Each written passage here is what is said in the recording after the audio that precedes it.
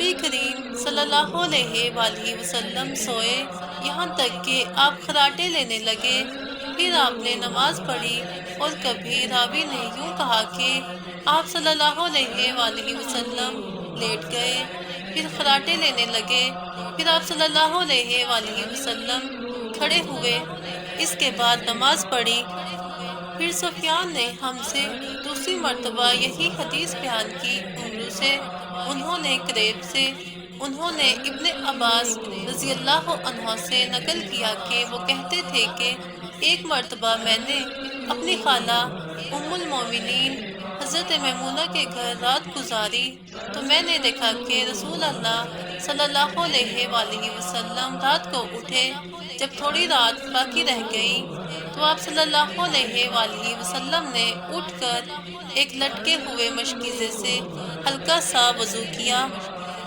عمرو اس کا ہلکا پن اور معمولی ہونا بیان کرتے تھے، اور آپ کھڑے ہو کر نماز پڑھنے لگے تو میں نے بھی اسی طرح وضو کیا جس طرح آپ صلی اللہ علیہ وآلہ وسلم نے کیا تھا، پھر آ کر آپ کے بائیں طرف کھڑا ہو گیا۔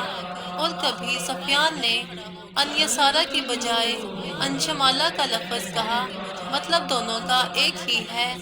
پھر آپ صلی اللہ علیہ وآلہ وسلم نے مجھے پھیر لیا اور اپنی داہنی جانب کر لیا۔ پھر نماز پڑھی جس قدر اللہ کو منظور تھا، پھر آپ لیٹ گئے اور سو گئے حتیٰ کہ خراٹوں کی آواز آنے لگی۔ پھر آپ کی خدمت میں مؤذن حاضر ہوا اور اس نے آپ کو نماز کی اطلاع دی۔ آپ صلی اللہ علیہ وآلہ وسلم اس کے ساتھ نماز کے لیے تشریف لے گئے۔ پھر آپ نے نماز پڑھی اور وضو نہیں کیا۔ سفیان کہتے ہیں کہ ہم نے عمرو سے کہا، کچھ لوگ کہتے ہیں کہ رسول اللہ صلی اللہ علیہ وآلہ وسلم کی آنکھیں سوتی تھیں، دل نہیں سوتا تھا۔ عمرو نے کہا، میں نے عبید بن عمیر سے سنا، وہ کہتے تھے کہ انبیاء علیہ السلام کے خواب بھی وحی ہوتے ہیں۔ پھر قرآن کی یہ آیت پڑھی، میں خواب میں دیکھتا ہوں کہ میں تجھے ذبح کر رہا ہوں۔ صحیح بخاری حدیث نمبر 138۔